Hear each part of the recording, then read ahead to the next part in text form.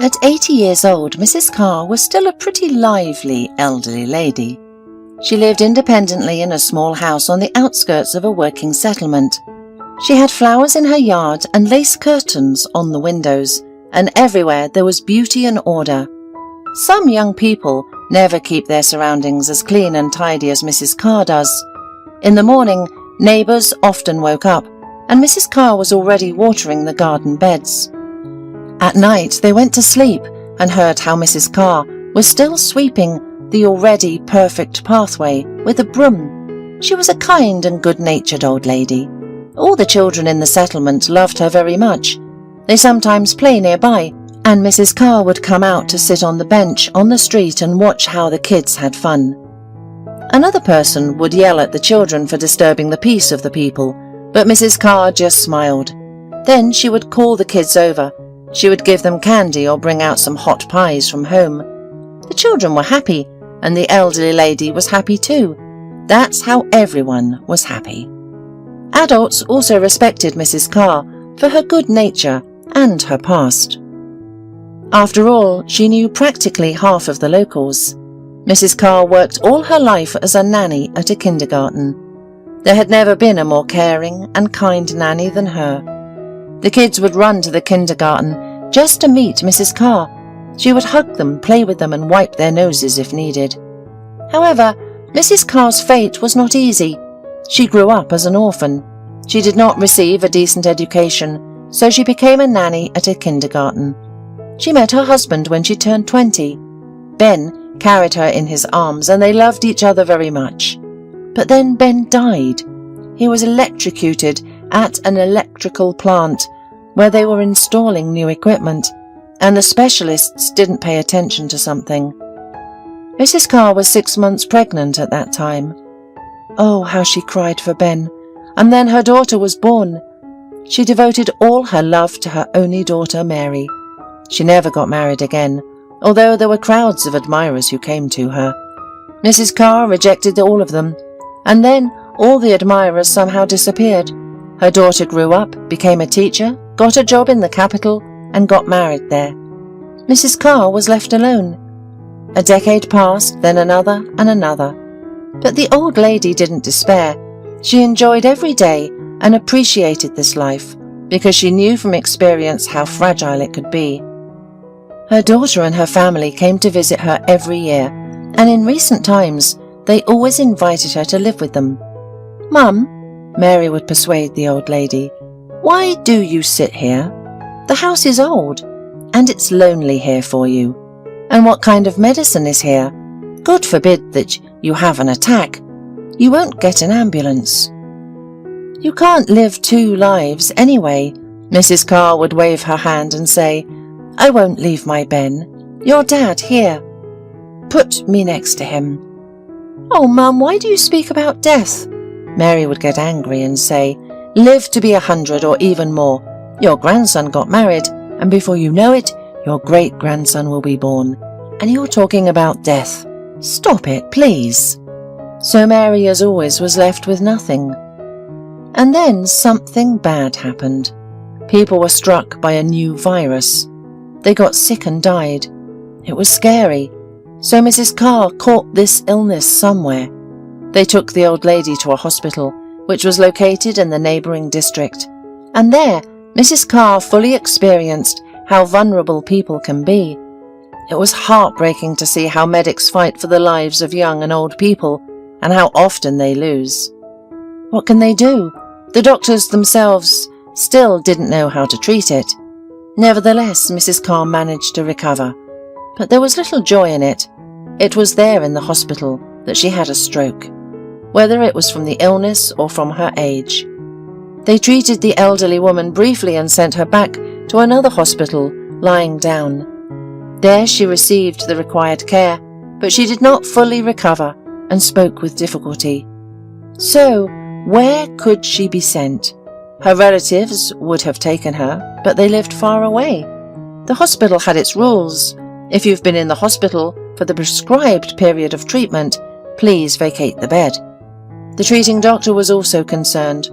What if the elderly lady, Mrs. Carr, got bed sores? The staff would be penalised. The daughter knew about her mother's condition, but she couldn't help. She herself had barely recovered from that virus and could barely walk to the toilet along the wall, so to speak. Her husband didn't survive the disease. He passed away. The grandson was eager to go to his grandmother, but he was the only helper at his home. Mary needed help, and his wife Elizabeth was 8 months pregnant. Where could he leave her? In general, the situation was terrible. He started begging for help, to deliver his grandmother home and to provide a nurse. He would pay for everything. And as soon as his mum gets better and his wife gives birth, he will come and pick her up. Social services promised to help, but how? All caregivers were busy all day, so they didn't have free hands. And then chance helped. A new employee came to work, who used to work as a caregiver in the regional centre. So they offered this woman, whose name was Anna Maria, to take care of Mrs. Carr. Especially the relatives would not skimp on payment. Anna Maria agreed. They transported Mrs. Carr to her native home and put her in bed. The doctor handed the caregiver a list of medicines that the elderly woman needed and promised to check in soon. So Mrs. Carr stayed with Anna Maria. Anna Maria was already 50 years old, a large and strong woman for whom taking care of bedridden patients was easy. And what was there to bother with Mrs. Carr? In short, the caregiver had to bathe and dress the elderly woman, give her medication, and prepare broths and other suitable food for her. At first, the neighbours often peered in and saw that the house was in order and Mrs. Carr was well groomed. Everyone calmed down.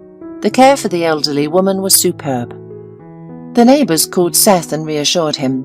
It was a pity, of course, that Mrs. Carr had been sick so severely, but what can you do? It's a miracle that she survived after that awful virus and stroke. A month passed. Seth called regularly, inquiring about his grandmother. Anna Maria reported in detail what Mrs. Carr ate, what medicines she took, and what exercises she did. Seth was delighted. His grandmother had an excellent caregiver. "Can you take care of her until spring?" Seth asked once. "You understand, my wife just gave birth. The baby was born weak and I need to help Elizabeth. And my mother is not recovering from her illness yet. She's weak, to my horror. Now she has been sent to a sanatorium. I hope she gets better." "Don't worry," Anna Maria reassured him. "I will take care of Mrs. Carr for as long as necessary." "Thank you." The grandson sincerely thanked her and said goodbye, and every month he transferred a predetermined sum of money to the caregiver. Another month passed and the neighbours began visiting less often, asking Anna Maria more about how Mrs. Carr was doing. Anna Maria said that there were no changes, but the neighbours saw it for themselves. The poor elderly woman was always asleep when they came. "She's dried up like a child." "Has the doctor been here?" the neighbours asked worriedly. "He is keeping track of her condition over the phone," Anna Maria replied, "but he doesn't come home," explaining that now they have a big workload because of this virus. "And it's understandable. What can you do to help Mrs. Carr? It's better to help those who can still be helped." "Yes," the neighbours sighed, "that's life, and it seems like they pulled her out of that world. But what's the use? She lies like a doll." "Everyone has their own fate," Anna Maria agreed. The neighbours liked Mrs. Carr's caregiver more and more. She was so efficient. In the fall she cleaned everything in the yard, and in the house she constantly cleaned, as if doing it for herself. She wasn't talkative, only said what was necessary, and didn't spread any gossip. She didn't tell anyone the details of taking care of Mrs. Carr. Why did people need to know how she washed and fed her? It was all very personal. Mrs. Carr was lucky to have a caregiver. However, Anna Maria did not talk much about herself either. People only knew that she came to the village from the city, rented an apartment there, and got a job at a store at first. And then she moved in with Mrs. Carr. She had children and a husband, but no one knew anything about them. Anna Maria tried to avoid discussing certain topics. Over time, people understood that it was unpleasant and maybe painful for her, so they stopped asking questions. However, the terrible truth was eventually revealed. There was a new therapist in the settlement. Dr. Tobin had recently graduated from medical school and was eager to save people. She had trouble finding work in the city, so she went to the countryside under the Rural Doctor program. Dr. Tobin enjoyed the village and had a comfortable apartment and a good salary. However, the complete chaos in the clinic with patients' documents confused her. Some patients' cards had not been opened for years. Something was constantly lost, and sometimes the test results were unbelievable. Dr. Tobin realized that it would not be easy for her. She was also outraged by the superficial attitude towards patients who needed constant observation. Her nurse was surprised. Why bother to see such patients every week? They would die anyway. Of course, not everyone had such an attitude, but those who could not defend themselves were treated that way. Among such patients, Dr. Tobin found Mrs. Carr's medical history. That evening after work, she went to visit her patient. Perhaps Anna Maria simply forgot to close the front door on that winter evening. Dr. Tobin timidly entered the porch, approached the inner door, and was about to knock when suddenly she heard Anna Maria's quiet but threatening voice. "You're so annoying to me, you old fool!" The doctor raised her eyebrows in surprise and cautiously opened the door, walked into the hallway, stopped at the bedroom door, and heard the further conversation. "Daughter," a weak, elderly voice was barely audible. "Give me a little piece of bread, I'm so hungry." "You'll be fine without it," the mocking female voice answered her. "I don't want to change your diaper again. Did you eat your oatmeal this morning?" "Yes, you did. That's enough for you." "There were only 2 spoons there." "How much did you want? You're not entitled to more. Do you think I'm going to clean up the mess from under?" "Anna Maria, why are you like this? Let me call my daughter or grandson." "Look at you. Did you think of calling them? Have you lost your mind? So, I'll get back on track quickly. Now, you'll drink a sleeping pill and you'll be like silk. Come on, open your mouth."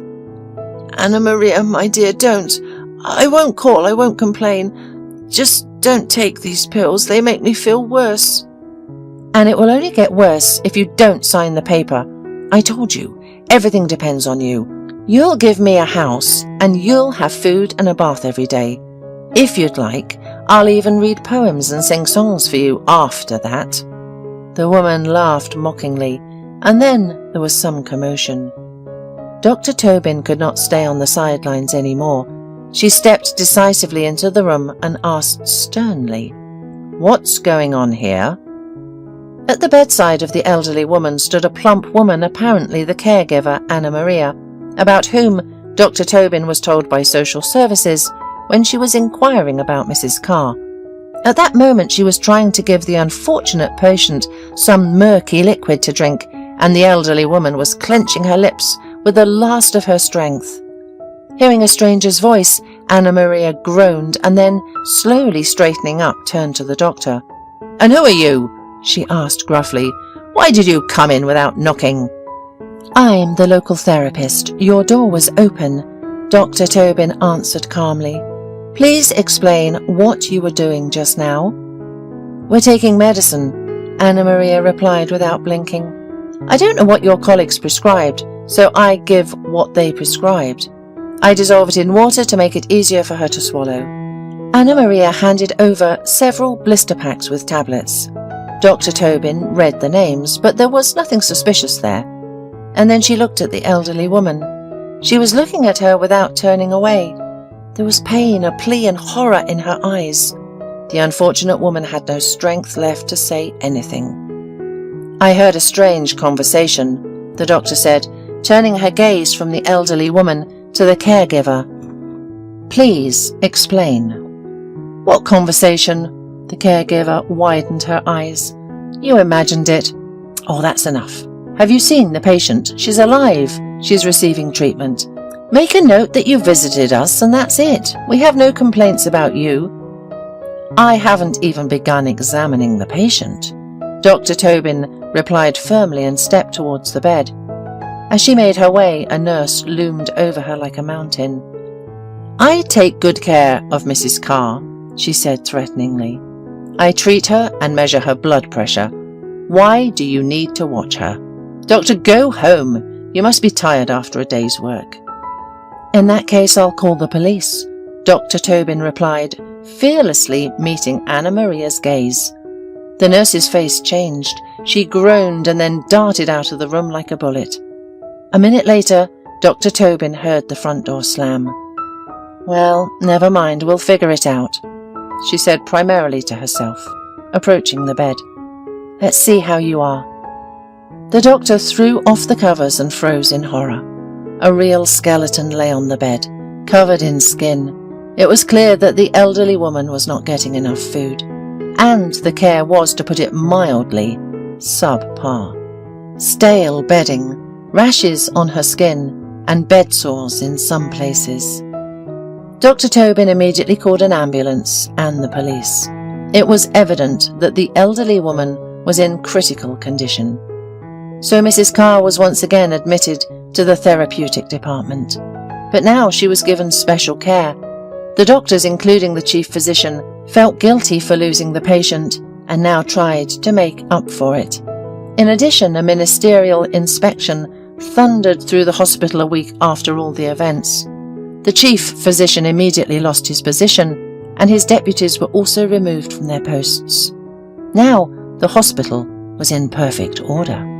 Local patients were only surprised at how attentive and responsive their doctors had become. Dr. Tobin, the young doctor, was glad too. Now she worked in an excellent hospital. On the first evening, the police rushed to search for the fugitive nurse. They caught her trying to escape on a train. Anna Maria was a professional swindler. She had already made a name for herself in several cities. She usually took care of the elderly and lonely people, and then made them sign over their property to her. When they died, she sold the apartments. If the old people resisted, she set up a real concentration camp for them. She acted very sly, and people around her didn't even suspect what this beast in a woman's guise was doing. She killed 3 old men in different cities, and there were 10 elderly people under her care at different times. The money from the sale of their apartments was in Anna Maria's account. She came in this village to take a break and lie low for a while. In one of the cities, unexpectedly, there was a hitch. The son came to his father from the north and saw that he was almost dead. Anna Maria barely got away then. What saved her was that the old man and his son didn't see her documents, but the desire for profit was stronger than Anna Maria, and so she quickly found herself a victim in the village. Everything went according to the usual script. On the outside, a caring nurse, but in reality, a ruthless criminal who barely fed, washed and drugged the old woman with sleeping pills to keep her quiet. Why did she act so brazenly? Wasn't she afraid of being exposed? After all, doctors and social workers would come. From her experience, Anna Maria knew that no one needed such old people. When employees came to check, it was enough to look from afar and talk to neighbours.